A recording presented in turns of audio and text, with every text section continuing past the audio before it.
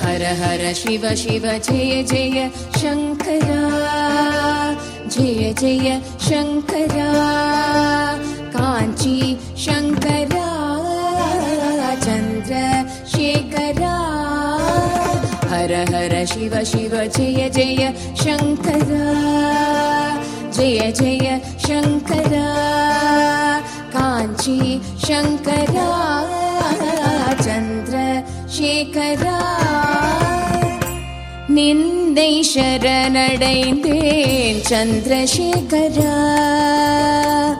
நீதானே என்றென்றும் ஆதிசங்கரா. உந்தனடி தோழுதேன் வேத மந்திரா, உலகம் பலம் பெறவே வந்த சந்திரா. மகா பெரியவா எங்கள் மகா பெரியவா, தெய்வத்தின் குரல் தந்த காஞ்சி மன்னவா. தெய்வமல்லவா நீ, தெய்வமல்லவா, தெய்வ குரல் தந்து மீண்டும் எம்மை காக்கவா நீ, எம்மை காக்கவா நீ, எம்மை காக்கவா.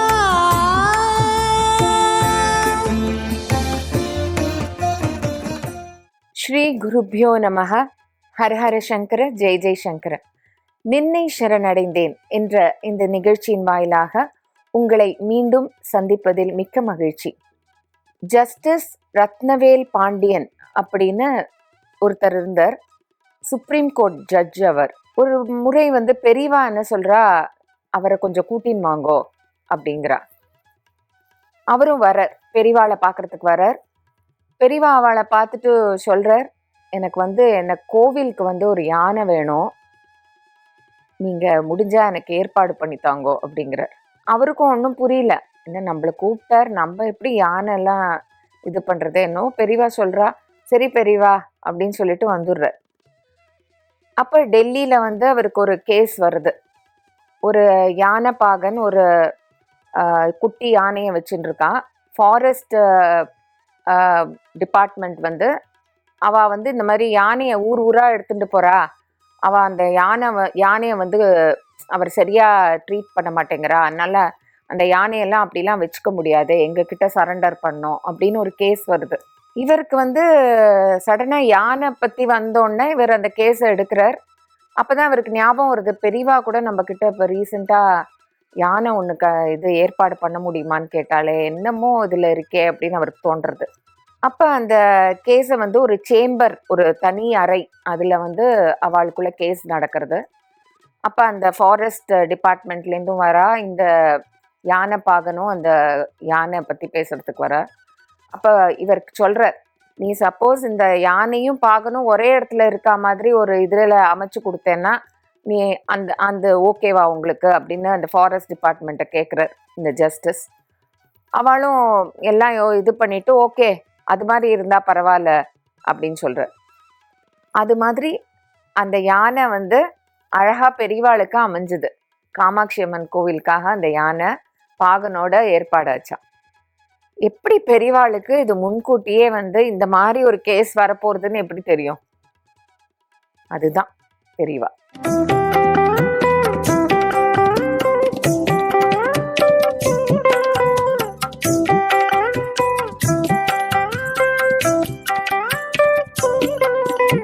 இன்றைக்கு நாம் சந்திக்கவிருக்கும் சிறப்பு விருந்தினர் தாயுமான மகான் என்ற புஸ்தகத்தின் ஆசிரியர் திருமதி ரேவதி குமார் அவர்கள்.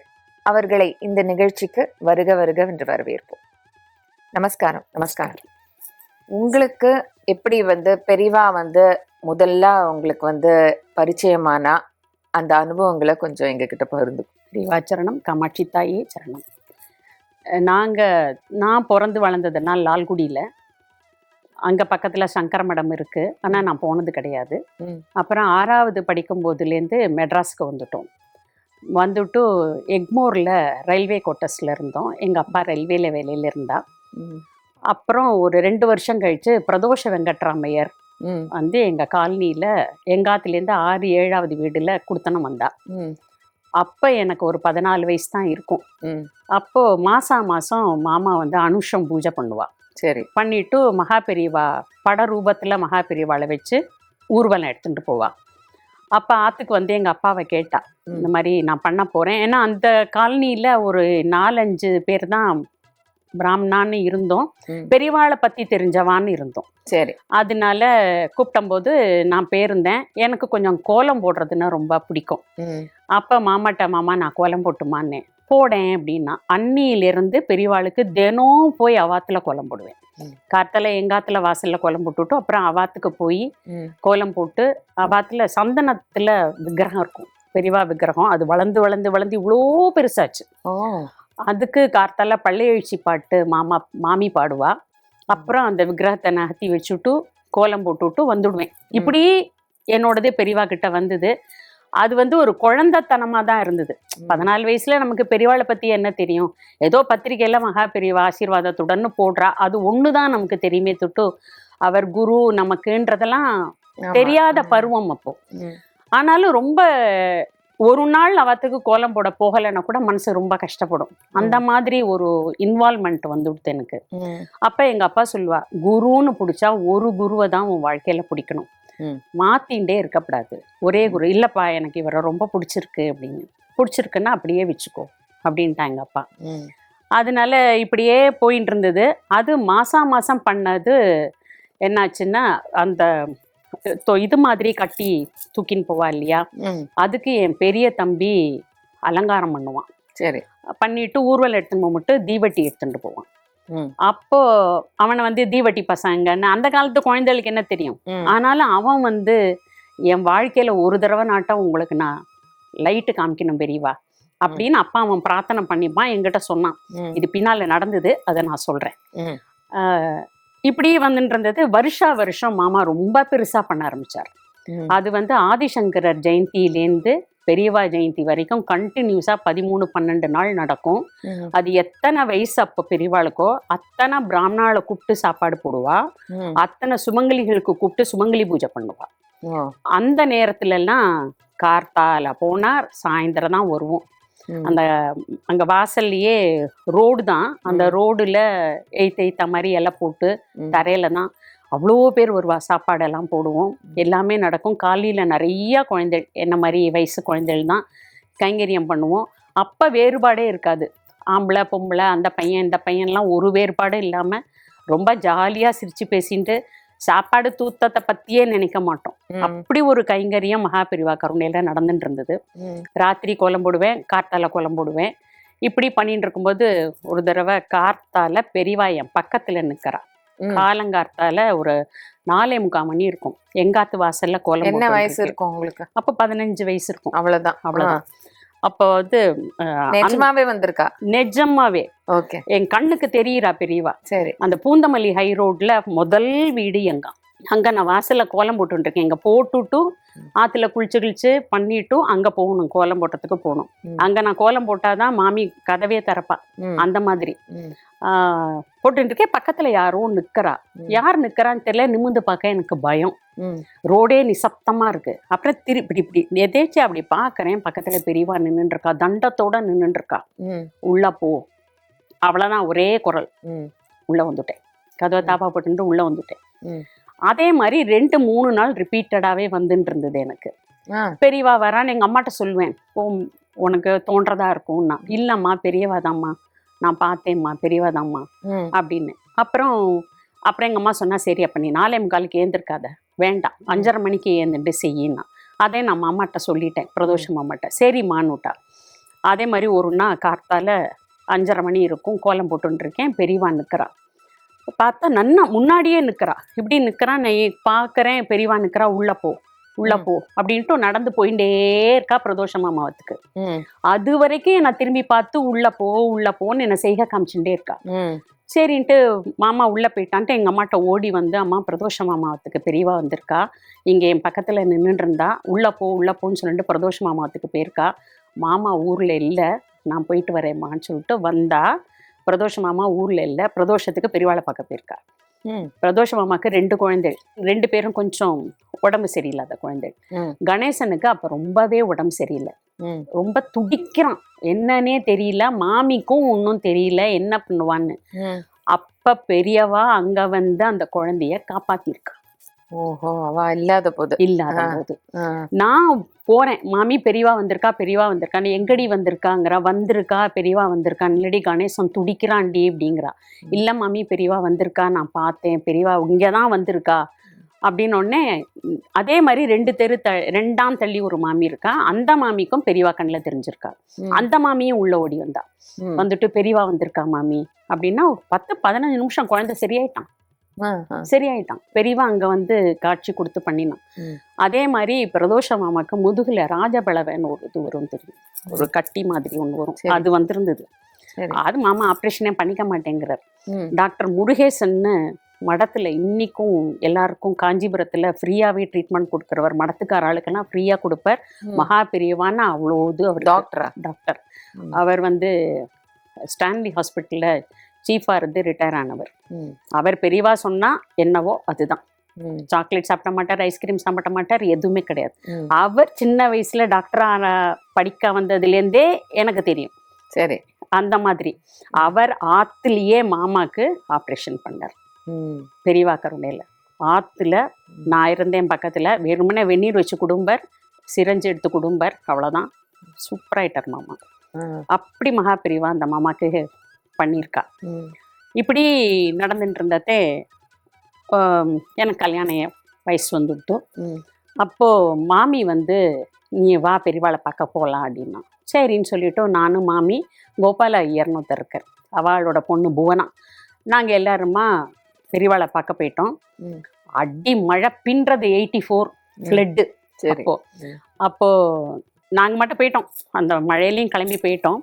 முதல் நாள் ராத்திரி பெரியவாளை தரிசனம் பண்ணோம். இந்த மாதிரி பிரதோஷ மாமி வந்திருக்கா, 2 குழந்தைகளை கூட்டின்னு வந்திருக்கா அப்படின்னு. கோல ரேவதியா அப்படின்னா பெரியவா. அப்போ சொன்ன அந்த ஒரே ஒரு வார்த்தை, கோல ரேவதியா, அவ்வளோதான், வேற ஒன்றும் சொல்ல. அப்புறம் சாப்பிட்டேளா அப்படின்னா, கொண்டு வந்திருக்கோன்னு. மணி 8 ஆயிடுத்து. இப்போ லேடிஸ்லாம் மடத்தில் இருக்கக்கூடாது, 8 மணி ஆயிடுத்துன்னா இருக்கக்கூடாது. சரி, மழை பெய்யறது, எங்கே போய் படுத்துக்க போறே அப்படின்னா, மாமி வந்து யாரோ ஒரு ஃப்ரெண்டான்னு சொன்னான், நாங்கள் அங்கே போய் படுத்துக்கிறோம் அப்படின்னா. சரி அப்படின்ட்டு, இவளுக்கு கல்யாணத்துக்கு பார்த்துன்னு இருக்கா, இப்போதான் ஜாதகம் எடுக்க போறா, அதான் ஆசீர்வாதத்துக்கு கூட்டின்னு வந்திருக்கேன். சரி அப்படின்னா, பெரியவா விஸ்வரூப தரிசனம் காத்தால ஒரு 4 மணி இருக்கும், வந்துட்டோம். ஒரு 20-25 பேர் தான் இருப்பா. நான் வந்து கொஞ்சம் எட்டி நின்றுண்டு என் மனசில் நான் நினச்சிக்கிறேன், எங்கள் அப்பா எனக்கு கல்யாணம் பண்ண போகிறா, ரிட்டையர் ஆக போகிறா, அந்த பணத்தில் எனக்கு பண்ணுறா, இன்னும் 3 தம்பிகள் இருக்கானுங்க, ஒருத்தந்தான் இப்போ வேலைக்கு வந்திருக்கான், ரயில்வே கோட்டர்ஸ் காலி பண்ணுமே, என்ன பண்ண போகிறா தெரியல பெரியவா அப்படின்னு என் மனசில் நான் நினச்சிக்கிறேன். என்னவோ நினைக்கிற, சத்தமாக சொல்லு அப்படிங்கிறா. இப்படின்னா எல்லாரையும் விளையாட்டு என்ன பாயிண்ட் அவுட் பண்ணி, உன் மனசுல நீ என்னவோ நினைக்கிற, சத்தமா சொல்லு அப்படின்னா. என் மனசுல என்ன நினைச்சேனோ எதையும் நான் நினைக்கல, சுத்து வட்டாரம் ஆள் இருக்காங்கிறதையும் எனக்கு தோணலை, சத்தமா சொன்னேன், இங்கே வா அப்படின்னா. போனேன், பக்கத்தில் போனோடனே இவ்வளோதான், நம்ம இப்போ 2 பேர் இருக்கிற அதே டிஸ்டன்ஸ் தான். பெரியவா பல்லக்கில் உட்காந்துருக்கா, நமஸ்காரம் பண்ணுறேன், தீபம் எரிஞ்சது, தீபம் எரியிறது, தலை அப்படிங்கிறா. அப்புறம் சொல்லு அப்படின்னா, அதே சொன்னேன். இந்த மாதிரி என்னன்னு, நான் இருக்கேன் பார்த்துக்க மாட்டேன், இதே வார்த்தமா இன்னைக்கு என் காதில் ஒழிச்சுட்டு இருக்கு. நான் இருக்கேனே, நான் பார்த்துப்பேன், நன்னா இருப்பேன் அப்படின்னு. கிளம்புங்கோ அப்படின்னு உத்தரவு கொடுத்துட்டா. நான் இங்கே பண்ண நமஸ்காரம் பண்ணிட்டு வந்து உட்காந்துட்டோம். மாமி கிளம்பலான்னா, இருங்க மாமி கொஞ்ச நேரம் கழிச்சு அப்படின்ட்டு உட்காந்துருந்தோம். ஒரு அரை மணி நேரம் தான் இருக்கும். இப்படி பார்த்தா இன்னுமா கிளம்பலான்னு ஒரு சத்தம், ஒரு திட்டு, அடிச்சு பிடிச்சி எழுந்துட்டோம், கிளம்பு அப்படின்னா. உடனே உத்தரவுன்னு சொல்லிட்டு வந்துட்டோம். அப்போ மடத்துக்கு எய்த்தா மாதிரியே பஸ் ஸ்டாப் இருக்கும், அங்கேருந்து பாரிஸ் வரும். அந்த பஸ் ரொம்ப கும்பல், எப்படி ஏற போறோம்னே தெரியல. ஆனா நாங்க 3 லேடிஸ் தான். நாங்க போனோடனே பஸ்ல இருக்கிறவெல்லாம் இறங்கிட்டு எங்களை உள்ள விட்டுட்டா. சரி. நாங்க உட்காந்துட்டோம். வந்து எக்மோர்ல எங்க அத்து வாசலுக்கு அப்ப வரும் 15B பஸ் எல்லாம் எங்க அத்து வாசலுக்கே வரும். அங்க இறங்கிட்டு ஆத்துக்கு வந்துட்டோம். அப்ப பெரியவாளை பார்க்க எங்க குவார்ட்டர்ஸ்ல இருந்தே சிவாஜி, பாலாஜிங்கிறவாள்லாம் பெரியவாளை தரிசனம் பண்ண வந்திருக்கா. அதெல்லாம் நான் பார்க்கல. அவ போயிட்டு வந்துட்டு சொல்றா, நீங்க கிளம்பி வந்துட்டேன், நாங்க இப்பதான் நடந்து வரோங்கிறா. சாயந்தரம் 4:30 மணிக்கு. அந்த மழையில பஸ்ஸு ரோடுல வரவே முடியாது. ஃபுல்லா மரமெல்லாம் விழுந்திருக்கு, நந்தி கம்பமெல்லாம் விழுந்திருக்கு. புயல். நல்லபடியா ஆத்துக்கு வந்துட்டோம். மறுநாள் அங்க அவ நல்லபடியா ஆத்துக்கு போயாச்சான்னு விசாரிச்சிருக்காங்க. பெரியவா வந்து கர்னூல்ல இருக்கும்போதும் சரி, இதுல சத்தாரால இருக்கும்போதும் சரிங்களாம் வந்தா தரிசனம் பண்ண போறான். சத்தாரால எங்க நாத்தனாரோட அவ அக்காவோட தரிசனத்துக்கு போயிட்டு, அப்போ அவருக்கு ஒரு 28-29 இயர்ஸ் இருக்கும் போல இருக்கு. எனக்கு கல்யாணம் வேண்டாம், நான் சன்னியாசத்துக்கு வந்துடுறேன் அப்படின்னு சொல்லியிருக்காரு.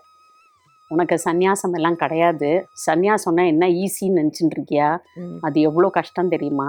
உனக்கு சன்னியாசம் கிடையாது, என் பேரை சொல்லிட்டு ஒருத்தி வருவோம், அவளை கல்யாணம் பண்ணிக்கோ, நன்னா இருப்பேன் அப்படின்னு அங்க நடந்திருக்கு அவருக்கு. அவர் வந்து சரி அப்படின்னு விட்டுட்டார். இங்க எனக்கு ஜாதகத்தை எடுத்துட்டு எங்க அம்மா இவா ஜாதகத்தை எடுத்துட்டு வந்திருக்கா. வந்தோடனே பிரதோஷ மாமா வந்து, நான் 5 கிருத்திகா சோமவாரம் நீ கார்த்தால பெரியவாளை போய் தரிசனம் பண்ற, அவர் உனக்கு கருணை பண்ணுவார். நீ இப்படி கோலம் போட்டுட்டே இருக்கியோன்னோ ஒருத்தன் வருவான் பாரு ரதத்துல, அப்படியே உன்னை தூக்கின்னு போயிடுவான் அப்படின்னு என்னை கிண்டல் பண்ணிகிட்டே இருப்பார். மாமா ஏதான்னு சொல்லிகிட்டே இருக்காதீங்கோம்பேன். எல்லார்ட்டையும் கொஞ்சம் கோச்சுப்பார், ஆனா எங்கிட்ட ரொம்ப ஆசையா இருப்பார் பிரதோஷ மாமா. நானும் கொஞ்சம் எனக்கு பயப்படுவேன். ஆனா அவரை மாதிரி பக்தி எல்லாம் யாராலையுமே கொடுக்க முடியாது பெரியவா கிட்ட. மீளா அடிமைன்னு தான் அவர் பேசுவார். அவரால் தான் எங்களுக்கு பெரியவான்னு வச்சுக்கோங்களேன்.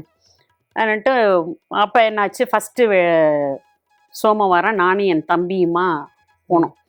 அப்பெல்லாம் காஞ்சிபுரம் இவ்வளோ ஈஸியாக போக முடியாது. 3-3.5 மணி நேரம் ஆகும். வெறும் மண் ரோடு தான். பெரியவானும் ஒரு குடிசையில தான் இருந்தா. அப்போ மடமெல்லாம் இவ்வளோ பெருசுக்கெல்லாம் எதுவுமே கிடையாது.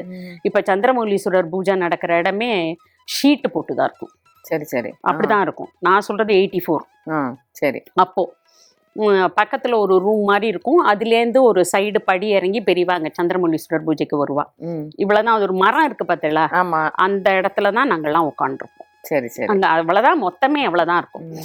நாங்க பார்த்துட்டு இருந்தோம். தம்பி முதல்ல போன உடனே என்னன்னா, அக்காக்கு கல்யாணத்துக்கு பார்த்துட்டு இருக்கா அப்படின்னு உடனே இரு அப்படின்ட்டா. அவ்வளவுதான். பூஜையெல்லாம் முடிஞ்சாச்சு. மணி 3 ஆச்சு. சாப்பிடல, ஒன்றும் பண்ணலை. அப்போதான் வேதபுரி மாமா வந்துட்டு, என்னம்மா இதான்னு சாப்பிட்டேளா அப்படின்னா. இல்லை பெரியவா எப்போ வேணால் எங்களை கூப்பிடுவா, அதனால நாங்கள் சாப்பிட போக பயமாக இருக்குது அப்படின்னோம். இரு பெரியவா பிக்ஷை தர சொன்னான் அப்படின்னு சொல்லிட்டு பெரியவா சாப்பிட்ட பிக்ஷை பாயசம் 2 பேருக்கும் கொடுத்தா, எனக்கு என் தம்பிக்கும். ஃபஸ்ட்டு தடவையே அந்த மாதிரி கிடச்சிது. அப்புறம் 3:30 மணிக்கு பெரியவா தரிசனத்துக்கு வந்தா. என்ன அப்படின்னா, என் தம்பி சொன்னான், இவளுக்கு கல்யாணத்துக்கு பார்த்துட்டு இருக்கா அப்படின்னு. ஜாதகம் வந்திருக்கா அப்படின்னு கேட்டா. ஏதோ 2 கொடுத்து விட்டுருக்கா அப்படின்னா. பாலு மாமாவை பாருன்னா. பாலு மாமா பார்த்துட்டு வேண்டாம் அப்படின்ட்டார். வேணான்ட்டார். சரி பார்க்கலாம் அப்படின்ட்டார். உடனே அடுத்த வாரம் வந்தோம். ஒரே ஒரு ஜாதகம் இருந்தது. அதை பார்த்தோம். அன்னைக்கும் பெரியவா சாயந்தரம் வரைக்கும் உட்காந்து வச்சுட்டா. இவர் ஸ்ரீகண்டன் மாமா பெரியவா பிக்ஷையை கொடுத்தார். அதை சாப்பிட்டு உட்காந்துருந்தோம். அதையும் பார்த்துட்டு ரிஜெக்ட் பண்ணிட்டா. சரி வேண்டான்ட்டா. ஆனா இத்தனையும் எல்லாமே ஜோசியக்காரா பொருந்தி இருக்குன்னு சொல்லி அமிச்சது. ஓகே. பெரியவா வேணான்ட்டா. பாலு மாமா முன்னாடி ஏண்டா அப்படின்னா, இல்லை பெரியவா அப்படின்னு உடனே சரி அப்படின்ட்டா. அப்புறம் 3வது தடவை போனதே 2 ஜாதகம் வந்தது. 2த்த பார்த்தா, ஒன்று வந்து பொருந்தி இருக்கு, ஒன்று வந்து இல்லை இல்லை அவள் வந்து பொண்ணு ஜாதகத்துக்கு ஏற்ற மாதிரி மாற்றிருக்கா ஜாதகத்தை அப்படின்ட்டார் பாலு மாமா. சரி சரி வேணாண்டா அப்படின்ட்டா. சாப்பிட்டு கிளம்புங்கோ அப்படின்ட்டா. அன்னைக்கு சாயந்தரம் 4 வந்துட்டோம். 4வது வாரம் போகும்போது 4 ஜாதகம் எங்கள் அப்பா கொடுத்தா. எடுத்துன்னு போயிருந்தோம். கார்த்தால 11 மணி. பெரியவா வந்து என்ன அப்படின்னா, என் தம்பி சொன்னான் எல்லாமே. அப்படியா 4 வந்திருக்கா, உட்காண்ட்ரு அப்படின்ட்டா. 2:30. நான் என்ன பண்ணேன், ஜாதகம் ஒன்றா இப்படி படிச்சுட்டே வரும்போது, இவர் பேர் குமார். எங்காத்துல 3 மாப்பிள்ளை பேர் குமார். முதல்ல 3. என் தம்பிகிட்ட விளையாட்டுத்தனமா, இவரும் குமார்னு வந்தா அப்பா குமார் 1, குமார் 2, குமார் 3, குமார் 4ன்னு கூப்பிடுவாடா அப்படின்னு ஒரு ஒரு விளையாட்டுத்தனமா அதை பத்தி அந்த காலத்துல என்ன கல்யாணம் பண்ணிக்கோன்னா மண்டையை நீட்ட போறோம், அவ்வளவுதான், ஒன்றும் தெரியாது, நல்ல இடமா தான் பாப்பான்ற ஒரு நம்பிக்கை. இதை தான் நான் என் தம்பிகிட்ட பேசிட்டு இருக்கேன், வேற எதுவுமே பேசலை. அப்புறம் 4 மணிக்கு பெரியவா தரிசனம் கொடுத்துட்டு என்ன அப்படின்னா, உனக்கு என்ன பிடிச்சிருக்குன்னாரு. என்ன இல்லை பெரியவா யாரை சொல்கிறீங்களோ நான் பண்ணிக்கிறேன் அப்படின்ட்டேன். அப்படியா, சரி போ அப்படின்ட்டா. ஒன்றுமே சொல்லலையே அப்படின்னு, நீ போ அப்படின்ட்டா. அவ்வளோதான், கிளம்பி வந்துட்டோம். பெரியவா பிட்சையை சாப்பிட்டோம், கிளம்பி வந்துட்டோம். அதுக்கு ஆற்றுக்கு வந்தோடனே அப்பா கிட்ட தம்பி சொன்னான், இந்த மாதிரி பெரியவா சொன்னா அப்படின்னோடனே எங்கள் அப்பா ஆற்றுல மறுநாள் பூஜையில், அப்பா வந்து லால்குடி வாளாடி தாய் தான் எங்கள் அப்பாவுக்கு ரொம்ப பிடிக்கும். அபிஷேகம் எல்லாம் பண்ணிட்டு டெய்லி அபிஷேகம் பண்ணுவாள். அபிஷேகம் எல்லாம் பண்ணிட்டு பெரியவா கிட்ட இந்த மாதிரி என் குழந்தை என்ன சொல்கிறாளோ அதுதான், நீங்கள் யாரை சொல்கிறீங்களோ அதுதான் அவள் சொல்லிட்டா, இந்த 4 வந்திருக்கு, நேற்று நடந்த சம்பவத்தெல்லாம் சொல்லிட்டு பெரியவா படம் ஒன்று ஜன்னலுக்கு ஏற்ற மாதிரி செவுத்துல மாட்டியிருக்கோம். நான் அந்த படத்தை வச்சு தான் தினமும் பிரதட்சணம் பண்ணுவேன், அருணாச்சல சிவா சொல்லி பிரதட்சணம் பண்ணுவேன். அது எங்கள் அப்பா சாமி ரூமில் அம்பாள்கிட்ட படிச்சுட்டு இருக்கா, ஒவ்வொரு ஜாதகமா படிச்சுட்டு இருக்கா. 3வது ஜாதகம் இவரோடது எடுத்து படிக்கும்போது எங்க அப்பா இங்கே படிச்சுட்டு இருக்கா, இங்க மகா பெரியவாளோட போட்டோ படரூபத்துல இருக்கா பெரியவா. இந்த பாதத்திலேருந்து ஒரு ஒளி நேர போய் இவர் ஜாதகத்துல விழுந்தது. அதே ஜாதகம் தான் நான் சொன்னது குமார். அங்க என் தம்பிகிட்ட பேசிட்டு இருந்தது. சொன்னோடனே எங்க அப்பா அடுத்தது படிக்கல, இதுதான் சொன்னாமா பெரியவா, நீ என்னம்மா சொல்றேன்னா, பெரியப்பா சொல்லிட்டா ஓகேப்பா அப்படின்னு உடனே பேரை படிச்சாப்பா, இதை தான்ப்பா நான் விளையாட்டா அன்னைக்கு நான் சொல்லிட்டு இருந்தேன்ப்பா பெரியவா கிட்ட அப்படின்னு. அதான் என் மனசுல நான் ஆசைப்பட்டதா அவர் நிறைவேற்றி கொடுத்தார். அவர்கிட்ட என்ன சொன்னார், என் பேரை சொல்லிட்டு வருவோன்னு. எனக்கு அதே மாதிரி அவர் அமைச்சு கொடுத்தார். அவர் பாம்பே, நான் இங்க. அவரும் வார்த்தையில சொன்னோடனே பெரியவா சொல்லிட்டான்னா ஓகே அப்படின்ட்டா. சரி, கல்யாணம் ஆயிடுச்சு, நல்லபடியா நடந்து பாம்பே போயிட்டோம். அங்க பாம்பேல நல்லபடியா இதே மாதிரி ரொட்டீன் லைஃப் தான் போயின்னு இருக்கு. ஒவ்வொரு வருஷமும் பெரியவாளை பார்க்கறதுக்கு வந்தாச்சுன்னா அம்மா அப்பாவை பார்க்க வருவேன். வருஷம் லீவுக்கு மறுநாளே பெரியவாளை பார்க்க போயிடுவேன். அப்போ போயிருந்தபோது ஒரு தடவை பாம்பேல எல்லாம் கருகமணி தான் போட்டுப்பா, கயிறு போட்டுக்க மாட்டா. எங்க புக்காத்துலேயும் மோஸ்ட்லி கருகமணி போட்டு அதில் தான் திருமங்கல்யத்தை கூத்துப்பா. அது மாதிரி பண்ணிட்டு வந்தேன். என்னை எப்படி பார்த்துட்டோ, நீ என்ன கன்னடமா? எனக்கு ஒன்றுமே புரியல. என்ன சொல்கிறேள் அப்படின்னு. இல்லை நீ கன்னடகாரியா கருகமணி அப்படின்னா. அப்பயே நான் உடனே மாற்றிக்கிட்டேன். இது கல்யாணத்தும் போது ஆக்சுவலி என் கல்யாண டயத்தை நான் சொல்கிறேன். பெரியவாளோட நிச்சயதார்த்தம் எனக்கு இவருக்கு நிச்சயதார்த்தம் பேச்சு ஏற்பாடாயிடுது. நிச்சயம் ஆக போகிறது. பெரியவா கிட்ட போகிறேன். பிரதோஷ மாமி தான் என்னை கூட்டின்னு போனால். பெரியவா ஒரு ரூமில் ஓரத்தில் உட்காந்துருக்கா. அப்பயே வயசு 90 வயசு இருக்கும்னு நினைக்கிறேன். பெரியவாளுக்கு 84னா பாருங்களேன், 90 இருக்கும் கரெக்டாக. உட்காந்துட்டுருக்கா. சாயந்தரம் மணி 3:30 இருக்கும். மாமி நமஸ்காரம் பண்ணிடி பெரியவாளை. என்னென்ன பண்ணிட்டோம். பண்ணோடனே பெரியவா இங்கேருந்து அப்படின்னா, இவளுக்கு கல்யாணம் நிச்சயம் ஆகிறது அப்படின்னு ஒன்னா டக்குன்னு ஏந்துண்டா. வாசல் வரைக்கும் வந்தா. உனக்கா கல்யாணம்? உனக்கா? நல்லா இருப்ப அப்படின்னா. என் நிச்சயதார்த்தத்துக்கு நீங்கள் வரணும் பெரியவா அப்படின்னு.